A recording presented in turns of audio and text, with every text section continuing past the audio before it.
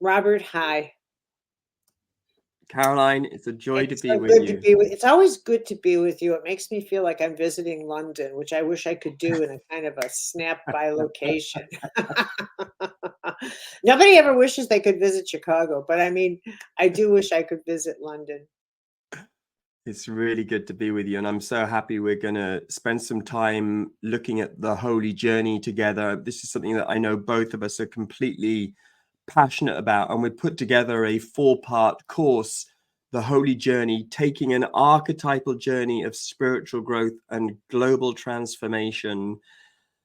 Should we start with the holy bit and why we decided Well, to call it the I holy really, journey? I do. I want to start first of all by saying what a brilliant idea you had in creating this class in the first place. Um, Thank you. because Easter, spring, is such a profound season of renewal. And that's such a huge mystical concept to be renewed. But, and I think, but even bigger is the idea of your life as a holy journey. And, and that, if we could start as an entry of why I would invite people to take this course, it would be just to think about your life as a holy journey, which is not a contemporary notion. I mean, if we look back mystically, as you well know, the mystics, in fact, I'm reading yet another wonderful biography of Francis of Assisi because I'll be teaching in Assisi. And um, I marvel at how the invisible world, the holy world, has called people to upgrade how they understand the purpose of their life from a life of physicalness to a life of companionship service with the invisible world, and how everybody fights that transition until they get the power of it. And I think that's what makes a person's journey holy. And it's not just a journey. I think the word journey can throw people off a bit because you're not going somewhere. It's that you're transforming the life you have into this wondrous journey of discovery of what is this gift of life I have been given and what can I do with it? And how do I actually explore the power that is life? Yeah.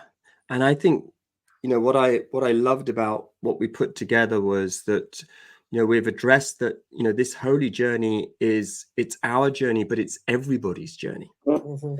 And this is a journey that at Easter in particular, we get this chance to focus on the holy journey. And we've got the lens of holiness and also the lens of mysticism. And I think what we've done here is we're looking at the deeper meaning of Easter. Easter is not just about Easter eggs, and it's not just about religious history. This isn't a commemoration. This is about what's available to us now. So there's a deeper meaning, there's a higher purpose, and then there's this mystical invitation. And I'm actually thinking about Carl Jung right now, who said that only the mystics bring creativity to religion. Mhm. I think when we produce a mystical lens, suddenly we're involved. Now we're a participant in the holy journey rather than just the observer of a holy journey that seemed to happen to somebody else. And so now it's relevant. And I think also there's this sense when we look at world affairs right now, this surely is the most important Easter ever. Every Easter seems to be the most important Easter ever because there is this invitation for transformation. There is this invitation for new beginnings. And as you said, it's not like a journey to get to somewhere. It's actually, if anything, it's a journey to arrive.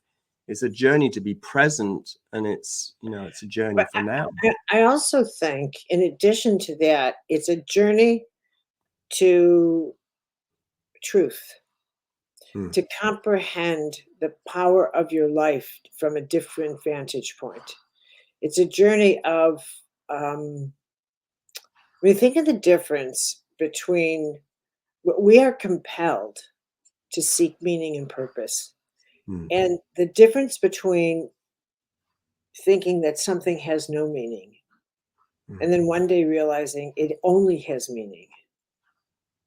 and the profound transformation that is, and what a person may not realize is what they've done is they've just seen the holy in their life where it has never been before. They've just seen something sacred. They've just seen something meaningful. And that's really what we're talking about. And for me, Easter is, I this is probably no time, and we'll go into it in the class. So there's no time to talk about my own issues with the idea of resurrection and all of that stuff. But I did think, what is that story anyway? Story, right? And then one day, when I was doing a reading on someone, it was as if for me, the whole power of what that was, of the Christ journey, downloaded in one mystical microsecond. And in that experience, I thought, oh my God, he could only have resurrected. His whole life story was about the power of the spirit over matter. That would have been his epic event, that even what you do to me can't stop what I'm giving to you. Yeah. So you can kill my body, but his whole message would have been for naught had he not resurrected. Yeah. And when I got that, I have to tell you something. When I got that, it was, it doesn't communicate how profound a mystical experience is, really, but everything changed for me. The whole idea of what Easter is all about which is why teaching this and inspiring people about seeing their life as a holy journey is so meaningful for me, really. Yeah. Why I'm don't you listening to describe the you. classes? I will, but I got goosebumps listening to you. And yeah, I'm like, resurrection is worth dying for. That's what I That's very good. No, anyway, class one is the 40-day journey. Very clever. Go ahead. Oh dear. That's where we started, the 40-day journey. And we know there are many 40-day journeys. There's Advent, Candlemas, Lent. Here we are. Eastertide as well. The 40 days after the resurrection, when we're actually practicing resurrection. When We we are, focus in class one on kenosis, emptying ourselves so that the truth will be revealed to us. We're so full of our own stories, aren't we, that, there's no room for truth. And yet when we empty ourselves, truth is revealed to us. So we're looking at the practice of kenosis, self-emptying. And one of the things we look at is Meister Eckhart's idea that the spiritual life is more about subtraction than it is addition. all right, so I'm As going we, to jump in here yeah. with a very boring question, but I want one example in your life of exactly what you're talking about. Clearing out 14 boxes of old notes to do with my former work, all my ideas about leadership, all of my ideas about everything else I was up to, so as to create that space for a deeper realization, a deeper truth, not living my life on repeat from what I've learned before, but being like wide open now to not just even learning, but being. That would be an example of kenosis for me. Right, exactly. So you realize I'm done. That's not enough. That wasn't a sufficient bank of knowledge, and I have to. There's more. There's more, Yeah. and you have to be willing to say how limited. I had a conversation with someone the other day who was telling me exactly how many books he's read and this about Jesus and da, da, da, da. And I said, so what? I mean, that's exactly what the Pharisees would have said to Jesus. Yeah. I've read all these scriptures. I've read all these scriptures. And we're experts on the scriptures. And his response to them was, so what? You haven't had an experience of God. And in fact, it should make you more humble about a sense of what's truth in this universe then make you so certain? And if it Yeah. makes you so certain, it's backfiring. Absolutely. Mhm. Recently, I was listening to a conversation that my wife Holly did with the wonderful James Finley, Mm. and at one point, James was saying that here's the difference between an academic and a mystic.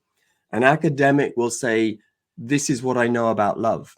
A mystic will say, "Look what love just did to me." There you go. Yeah, There you go. yeah, yeah. I That love see, is that's that not James in his yeah, fullest? yeah, Oh, yeah. It's it's so good, and that's kenosis, isn't it? That's us yes. saying, let's stop being clever. I love what you said, like that bank of knowledge. That's the work. That's the land of the Pharisee, the one who Yep. knows something Yep. intellectually. But what Yep. if we were to make a really big leap this time round? Mhm. So that's class one. Class two, we address the 3-day blueprint. This blueprint that appears everywhere. There are over 23-day journeys in the Bible. There's in Greek tragedy, there's the 3-act structure of the play. Joseph Campbell's work on the hero's journey, which of course observes the myths of the world, that's in 3 parts too. So we're looking at these 3 parts, which obviously begin with a death, and then we're buried. Essentially, we're buried, or you could say we're planted. We're either buried or planted. We're in the dark, and then, of course, we have that part 3 where there is a resurrection, and we take some time to navigate our way through those 3 parts in that class. That first part, the death, is of course hugely disorientating. It's terribly troubling. It's incredibly painful, and but knowledge, the knowing that this is a blueprint that we all go through, that we must die in order to be raised, reborn. To know that when we're in the darkness, to know that the darkness is in some ways a womb, as much as a burial, that is, I think, hugely reassuring. And yeah, one of the motivations for wanting to do this program and to put that class in there. But I think that that's a message that somehow has always failed to make its way into human consciousness, which is that the physical world has no power over the invisible world. It is a temporary thing. It is just a temporary thing. So, why do we keep living lives determined to think that death can be avoided or that the endings can be avoided or that why is that the focus instead of life being the focus, Yeah. instead of the longevity of the soul? Why is the brevity of the body the focus? Mm-hmm. I mean, but again and again and again, that's how people think. And so, Yeah. and that's why they're so frightened, and that's why they're so greedy, and that's why they're hoarders, because they think somehow or other that's going to somehow. That's why they go into this idea of they tell you all the time, my children are so special, and what they're saying is by special they mean that the ordinary events of life don't come near their children. And if you don't agree with their specialness is like this code in the cosmos for ordinary has to stay away from my children. Illness, this, accidents, this. And if you don't say, well, they're not special to me, they'll never see you again because Yeah. you're not supporting the myth that special and extraordinary means other than ordinary. Yeah. And Caroline, in this, in this particular class, we are addressing this is real humility, isn't it? This is a proper surrender where we are accepting that our image of ourselves has to keep dying again and again if we're going to get closer to the truth of who we really are. Yeah. And do we want to just stick with an image of who we are or the truth of who we are? Mm-hmm. And that's part of the journey here, isn't it? And it's Absolutely. yeah, and I think what the 3 days does is it gives a perspective to the dying, because of course the dying on its own is terrible, but if the dying is a doorway into a greater existence, a greater truth, then it's worth doing. It's worth doing. We then go to class 3, metanoia. We're exploring metanoia now, and metanoia is the first word that Jesus uses in the Gospel of Mark, and it's also the first word that he speaks when he comes out of the desert, which is another 40-day journey. And we are acknowledging in this class that the whole world is in a metanoia right now. We're all of us experiencing the death of normal, and the work is not to go back to normal. The work is to create a new normal, a better normal, a normal that we will in time outgrow again and again and again and again. We've got to get past normal and to be able to get to the truth of who we are. And we're looking at metanoia as something personal and universal, an inner change and a global shift.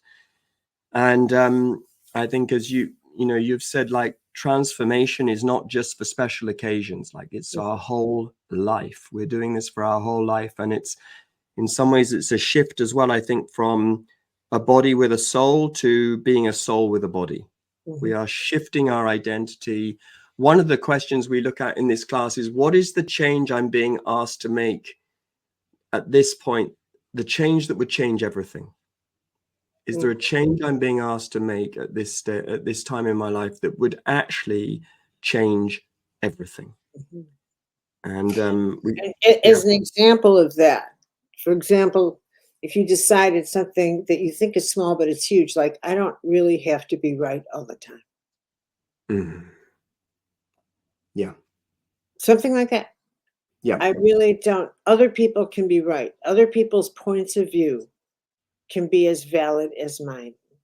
And that means right there, you've decided to turn yourself into a listener. Yep. And that changes your world. It does. And it stops you. Just the way you asked that question, it stopped me. The truth stops you in your tracks. And you can either run on and pretend you didn't hear it, or you're stopped. And it's like, yeah, what about that for a moment? What if there's something even better than being right all the time?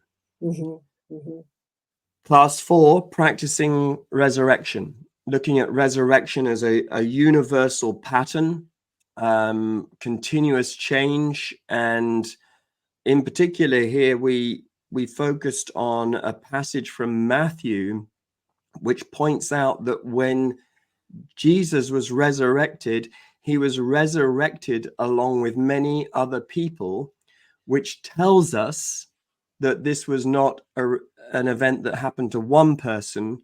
It was an event that happened to one person who was laying down a blueprint for all of us to experience. And astonishingly, I think still to this day, in scripture, we seem to skip the bit that says that Jesus was resurrected along with, well, many hundreds of people. We assume it's always just him, but it's written in Actually, Matthew. I don't know that passage. What passage is that? It's in Matthew. It's I think it's 27. It said that the tombs were broken open and the bodies of many people who had died were raised to life. So we have essentially, and you see this as a lot more in the more Eastern Christianity. You'll see actually lots of sort of pictures of this, of Jesus being raised by many, along with many other people. So this is a universal resurrection, not the resurrection of only one person, which of course makes sense. This is Matthew. Look up Matthew 27, around 52. Say, like, look at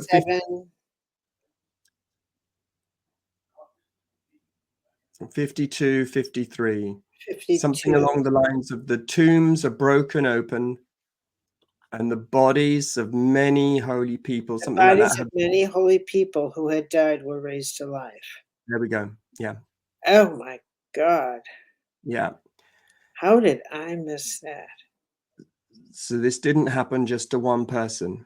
one person made this possible for everybody. If we set a precedent in the oneness, it must mean all of the oneness can do it. So resurrection is a co-creation. Wow. Wow. You've just taken my breath away. Mm. Really. Mm. I It's mean, missed I have too never, often. in all my theological training, Mm. in all my spiritual, has anyone ever mentioned it, Robert? Mm. Wow. Okay. And it's right there. And it makes the whole thing much more exciting than if this was just a piece of historical religious journalism. Mhm. This is for us, this is for everybody, and we're all How called is to it it. that no, And no other theologian mentioned, not Augustine, mm, and no one? mm, mm, How, what is that about? yeah. And Paul in Corinthians, depending on again, it's slightly on interpretation. The point that Paul keeps making in Corinthians is, look, it's not that the resurrection has happened, it's that the resurrection is happening. And I think, again, this is one of the great joys of the mystical lens. The mystical lens is always about the here and now. And so, in a sense, creation is continuous and rebirth is continuous. And let's look for a moment. Let's look through the Webb telescope. Let's look at universes that are being born right now. Mhm. Let's look at galaxies that are being born right now. Well, if that's happening right now to universes and galaxies, why can't that be happening to us? Mhm. Let's participate in that. Let's all practice the resurrection together. And that, of course, is then the 40-day journey that happens after Easter Day.